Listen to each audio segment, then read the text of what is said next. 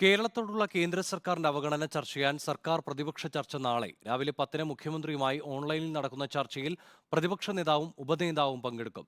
കേന്ദ്ര അവഗണനയെ എതിർക്കുന്ന കാര്യത്തിൽ പ്രതിപക്ഷം പ്രായോഗികമായ സമീപനം സ്വീകരിക്കണമെന്ന് ധനമന്ത്രി കെ.എൻ. ബാലഗോപാൽ ആവശ്യപ്പെട്ടു. കേന്ദ്ര സർക്കാർ കേരളത്തോട് കാണിക്കുന്ന അവഗണനയും തെറ്റായ സമീപനങ്ങളും എല്ലാ പരിധിയും ലംഘിച്ച് തുടരുന്ന സാഹചര്യം ചൂണ്ടിക്കാട്ടിയാണ് മുഖ്യമന്ത്രി പിണറായി വിജയൻ പ്രതിപക്ഷത്തെ ചർച്ചയ്ക്ക് വിളിച്ചത്. ക്ഷണം സ്വീകരിച്ച പ്രതിപക്ഷം ഓൺലൈനായി ചർച്ചയിൽ പങ്കുചേരും. ചർച്ചയിൽ നിന്ന് വിട്ടുനിന്നാൽ അത് മറ്റു രാഷ്ട്രീയ വ്യാഖ്യാനങ്ങൾക്ക് ഇട നൽകുമെന്ന വിലയിരുത്തലാണ് ക്ഷണം സ്വീകരിച്ചത്. ചർച്ചയിൽ പങ്കെടുക്കാനുള്ള പ്രതിപക്ഷ തീരുമാനത്തെ സർക്കാർ സ്വാഗതം ചെയ്തു.